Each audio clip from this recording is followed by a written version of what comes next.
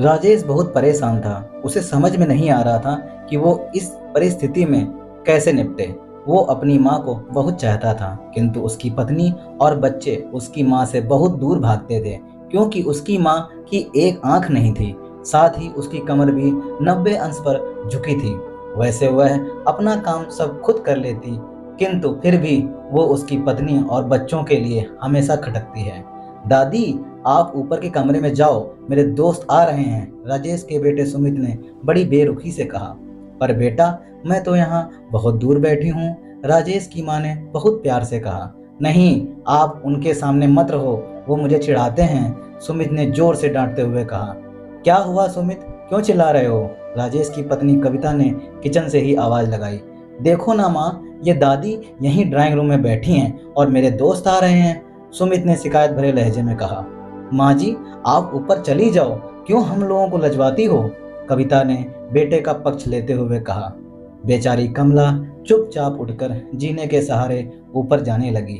कमर झुकी होने के कारण उन्हें ऊपर चढ़ने में बहुत परेशानी हो रही थी, किंतु वो पूरी ताकत से ऊपर के एक अकेले कोने वाले कमरे में जाकर बैठ गई। राजेश बाजू के कमरे से सब सुन रहा था। उसे कष्ट हो रहा था कि उसकी माँ को अपमानित होना पड़ रहा है, किंतु वो असहाय था।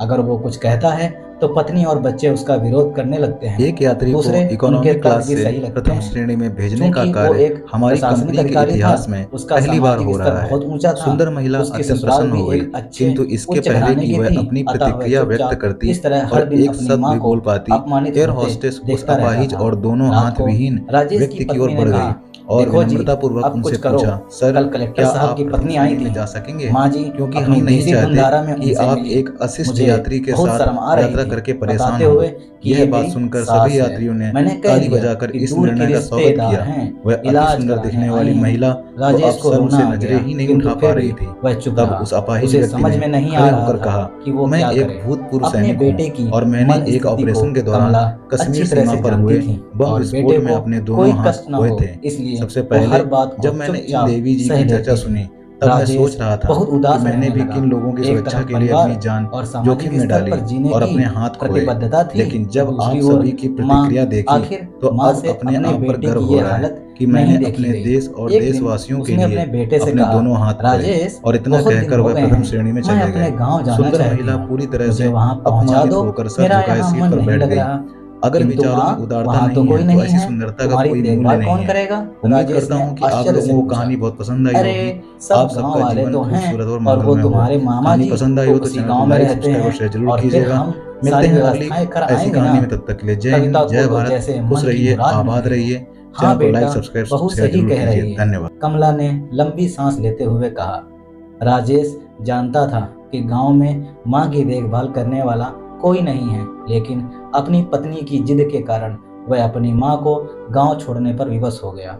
माँ को गांव छोड़कर आते वक्त उसे रोना आ रहा था तथा अपनी बेबसी पर गुस्सा भी आ रहा था, किंतु परिवार, पत्नी और समाज ने उसके इन मनोभावों को दबा दिया और वो सुकून सा महसूस करने लगा। कुछ दिनों के बाद उसके चाचा, जो अमेरिका में रहते थे, आने वाले थे। जब राजेश बहुत छोटा था, उसके पिता जीवित थे, तब वो भारत आए थे और उसके बाद वो अब भारत आने वाले थे। पूरा परिवार और आस पड़ोस बहुत उत्साहित था। अमेरिका से राजेश के डॉक्टर चाचा आ रहे थे। डॉक्टर राकेश ने जैसे ही घर में कदम रखा, सबने मिलजुल कर बहुत उत्साह से उनका स्वागत किया। क्यों राजेश, भाभी नहीं दिख रही, कहाँ हैं? डॉक्टर राकेश ने उत्सुकता पूर्वक पूछा। जी, वो गांव में रहती हैं, यहाँ उनका मन नहीं लगा, कविता ने सपाट लहजे में उत्तर दिया। डॉक्टर राकेश ने राजेश की ओर देखा तो राजेश ने अपनी आंखें झुका ली। डॉक्टर राकेश सब समझ गए।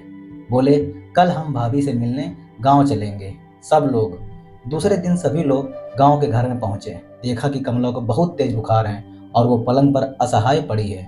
डॉक्टर राकेश दौड़कर कमला के पास गए, उनके पैर छूकर रोने लगे। कमला की ये हालत उनकी कल्पना से परे थी। वाह बेटा राजेश, तूने तो नाम उजागर कर दिया। अपनी माँ की ये हालत देखकर तुझे तो शर्म भी नहीं आ रही होगी।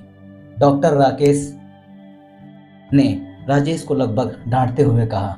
नहीं देवर जी, राजेश का कोई दोष नहीं है, मैं खुद गांव आई थी। कमला ने अपने बेटे का बचाव किया। मुझे सब पता चल गया भाभी, आप चुप रहो। क्यों बहू, तुम्हें अपनी सास की क्रूरता पसंद नहीं है? समाज में तुम्हें नीचा देखना पड़ता है ना? डॉक्टर राकेश ने कविता की ओर व्यंग्य से देखा। कविता निरुत्तर होकर राजेश को देखने लगी। आज तुम जिस सामाजिक स्तर पर हो वो इन्हीं के संघर्षों की देन है। और बेटा राजेश, तुम्हें शायद मालूम ना हो कि बचपन में जब तुम 1 साल के थे तब छत से नीचे गिरने के कारण तुम्हारी एक आंख फूट गई थी और तुम्हारी रीढ़ की हड्डी में भी समस्या थी। अब तुम्हारी इस कुरूप माँ ने अपनी एक आंख और अपना बोन मैरो तुम्हें देकर इतना सुंदर स्वरूप दिया था। कविता बेटा, इतने सालों तक संघर्ष करके बेटे को प्रशासनिक अधिकारी बनाने वाली इस संघर्षशील औरत की तुम लोगों ने यह दशा कर दी। तुम्हें ईश्वर कभी माफ नहीं करेगा। डॉक्टर राकेश की आंखों से अश्रु जलधारा बह रही थी। अब भाभी, आप मेरे साथ अमेरिका जाएंगी, यहाँ इन स्वार्थी लोगों के बीच नहीं रहेंगी। डॉक्टर राकेश ने कमला से कहा। राजेश को तो काटो तो खून नहीं था। डॉक्टर राकेश जो उसके चाचा थे, उन्होंने जो राज बताया उसके बाद तो राजेश को यही लग रहा था कि उससे ज़्यादा पापी इंसान इस दुनिया में कोई और है ही नहीं। वह दौड़ता गया और माँ कमला के कदमों से लिपट गया। माँ, मेरा अपराध अक्षम्य है। मैं जानबूझकर चुप्पी साधे रहा, आपका अपमान करवाता रहा। अब सिर्फ आप ही उस घर में मेरे साथ रहेंगी और कोई नहीं। राजेश ने आग्नेय दृष्टि से अपनी पत्नी और बच्चों को देखा। कविता को भी बहुत पश्चाताप हो रहा था, किंतु उसकी हिम्मत नहीं हो रही थी कि वो कमला से आंख मिलाए।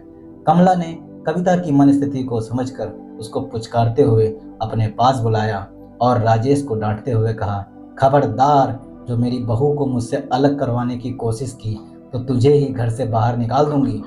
कविता और बच्चों ने कमला के पैर पड़ते हुए अपने व्यवहार पर माफ़ी मांगी और माँ के हृदय ने दोस्तों सबको माफ़ कर दिया। माँ ऐसी ही होती है, कहीं माँ का अपमान न करें, जितना हो सकता है माँ का सम्मान करें। अगर मेरी कहानी पसंद आई हो तो चैनल को लाइक, सब्सक्राइब, शेयर करना और सपोर्ट करें। तो दोस्तों धन्यवाद, नमस्कार।